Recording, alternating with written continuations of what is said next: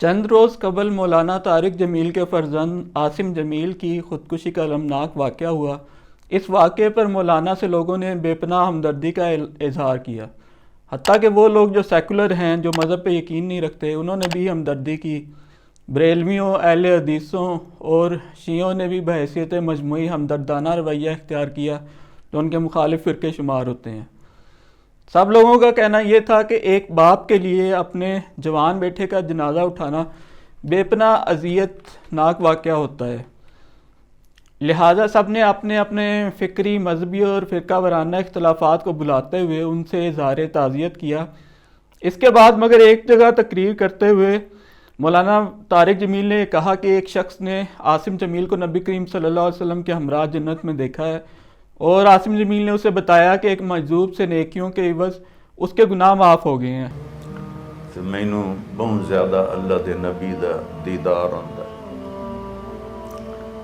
تے میں انہوں نہیں پتا میرے پتر دا نام عاصم جمیل، انہوں نہیں پتا میرا کی خاندانی بیک گراؤنڈ، غریب جی مولوی صاحب پشاور چلان کہ مولانا صاحب میں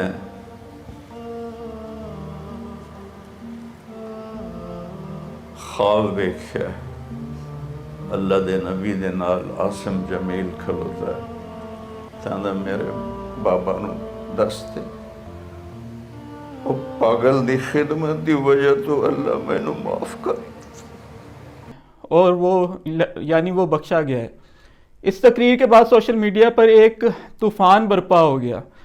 ان کے مخالف جو بات نہیں کہہ رہے تھے وہ انہوں نے بڑے زور و شور سے کہنا شروع کر دی، یہ کہ عاصم جمیل نے تو خودکشی کی ہے جو حرام ہوتا ہے، اس پر آپ اس کے فضائل بیان کر رہے ہیں۔ جنید جمشید کی طیارے میں حادثاتی موت کے بعد بھی مولانا طارق جمیل صاحب نے یہ بشارت بیان کی تھی۔ انہوں نے فرمایا تھا کہ رسالت مآب صلی اللہ علیہ وسلم ایک مشترکہ دوست کے خواب میں آئے اور ان سے یہ کہا کہ طارق جمیل کو اطلاع دے دو کہ اس کا دوست ہم تک پہنچ گیا ہے۔ اگر آپ غور کریں تو اس خواب کے ذریعے ساری فضیلت دراصل مولانا طارق جمیل ہی کی بیان ہو رہی ہے، یعنی مولانا طارق جمیل اتنی اہم حیثیت رکھتے ہیں کہ رسالت مآب صلی اللہ علیہ وسلم نے انہیں پیغام بھجوایا، اور وہ بھی ڈائریکٹ ان کے خواب میں آ کر نہیں بلکہ کسی تیسرے شخص کے خواب میں آ کر۔ اس تیسرے شخص کو گواہی کے لیے بیچ میں ڈالا جاتا ہے۔ اگر آنا ہوتا تو کیا رسالت مآب ڈائریکٹ مولانا طارق جمیل کے خواب میں نہیں آ سکتے تھے؟ اور کیا اس خواب کو ٹی وی پر بیان کرنا ضروری تھا جس میں ساری اہمیت اور فضیلت طارق جمیل صاحب ہی کی بیان ہو رہی ہے؟ اور یہ مقبول جان صاحب نے رسالت مآب کے ہاتھوں سے جنرل باجوہ کو کچھ ملنے کی بشارت دیکھی۔ پروفیسر ہیں، پروفیسر شہزاد صاحب، میں آج نام لے رہا ہوں ان کا، یہ کراچی میں ہوتے ہیں اور یہ بڑے ولی آدمی ہیں۔ تو انہوں نے ایک خواب دیکھا ہے، اور انہیں ایک کرنل ہوتے تھے رجمنٹ، بلوچ رجمنٹ میں، ان کے پاس آئے تھے، ان کے وہ موتقد تھے۔ میں نے ایک خواب دیکھا ہے کہ رسول اللہ صلی اللہ علیہ وسلم جو ہیں ان کی دربار ہے، تو حضرت عمر جو ہیں وہ ایک شخص کو لے کے آئے ہیں جس کا نام باجوہ ہے، اور اس کے ہاتھ میں کوئی فائل دینا چاہتے ہیں، تو وہ لیفٹ ہینڈ سے لیتا ہے، تو حضرت عمر اس کے ہاتھ پہ مارتے ہیں کہ سیدھا ہاتھ آگے کرو، تمہیں پتہ ہی نہیں کچھ۔ بعد ازاں جنرل باجوہ پرلے درجے کے سازشی ثابت ہوئے۔ انہوں نے نواز شریف کے خلاف خادم حسین رضوی کا دھرنا کرایا، عمران خان کے خلاف مولانا فضل الرحمان کا دھرنا کرایا، قاضی فائز عیسیٰ کے خلاف ریفرنس بھجوایا کہ انہوں نے دھرنے میں اداروں کے کردار کی نشاندہی کی تھی۔ عمران خان کے خلاف آج جو کچھ ہو رہا ہے، اور جس طرح یہ ملک آج ایک فاشسٹ ملک بن چکا ہے، اس کے منصوبہ ساز جنرل باجوہ ہی ہیں۔ انہوں نے ہی عمران خان سے کہا تھا کہ اسمبلیاں توڑ دیں، انتخابات ہو جائیں گے۔ آپ غور کریں کہ ملک میں خود کش حملے ہو رہے ہیں اور ملک کا آرمی چیف سیاستدانوں کے خلاف چیلنج چلتا پھر رہا ہے۔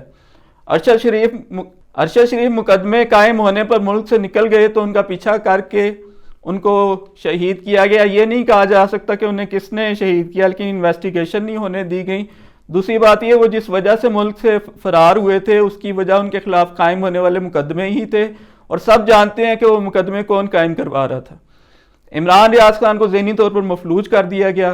جب جنرل باجوہ کے خلاف نفرت پھیل گئی تو اوریہ مقبول جان صاحب نے یہ وضاحت کی، اور حضرت عمر ایک باجوہ نامی جرنیل کو لے کے آ رہے ہیں، اور وہ باجوہ جرنیل کو کوئی ایک کاغذ دینا چاہتے ہیں۔ اور یہ صاحب سن لیں پورا سنیں، سن لیں پورا سنیں۔ اور باجوہ نامی جرنیل کو کاغذ دیتا ہے، وہ لیفٹ ہینڈ سے لینے کی کوشش کرتا ہے، لیفٹ ہینڈ سے چینج کیسے آیا؟ یہ خواب کی تعبیر ہے which means کہ کسی بات کو الٹ کر دے گا وہ. اس خواب میں ایک نیگیٹو چیز تھی, اس میں خواب میں نیگیٹو چیز تھی, بتا دی میں نے کہ ایک حکم نامہ بندہ الٹے ہاتھ سے لے رہا ہے, پڑے کالم. اس کا مطلب کیا ہے کہ وہ توہین رسالت ہو رہی ہے وہاں پر. کہ جنرل باجوہ نے بائیں ہاتھ سے وہ شے موصول کی تھی, چنانچہ اس کی تعبیر الٹ گئی. ہم دعا لکھتے رہے, وہ دغا پڑھتے رہے, ایک نقطے نے محرم سے مجرم بنا دیا. طاہر القادری صاحب نے بھی جو خواب سنائے ان سے ان کی اپنی فضیلت ہی ثابت ہوتی تھی. اگر مزید پاکستان میں مجھے ٹھہرانا چاہتے ہو تو اس کی صرف ایک شرط, مجھے اب پاکستان میں مزید ٹھہرانا چاہتے ہو تو صرف ایک شرط, تم اس شرط کے پورا کرنے کا وعدہ کر لو, میں وعدہ کرتا ہوں. میں نے عرض کیا حضور فرمائے تو صحیح وہ شرط کیا ہے, وہ شرط کیا ہے؟ جو کچھ ہو سکا ہم کریں گے. آپ فرماتے ہیں طاہر اگر چاہتے ہو کہ میں پاکستان میں رک جاؤں تو شرط صرف یہ ہے کہ میرے میزبان تم بن جاؤ. فرمایا رسالت مآب صلی اللہ علیہ وسلم پاکستان سے ناراض ہو کر رخصت ہو رہے تھے, لیکن میرے کہنے پر اور میری خاطر رک گئے اور کہا کہ اگر تم میری مہمان نوازی اور ٹکٹ کا ذمہ لو تو میں رک جاتا ہوں.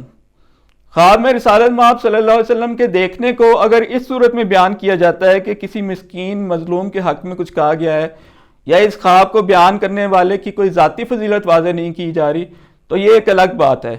لیکن سوال یہ پیدا ہوتا ہے کہ ایسے خواب طاقتوروں کے حق میں ہی کیوں دیکھے جاتے ہیں, یا یہ خواب تجزیہ کاروں اور مذہبی شخصیات کی ذاتی عظمت ہی کو کیوں واضح کرتے ہیں؟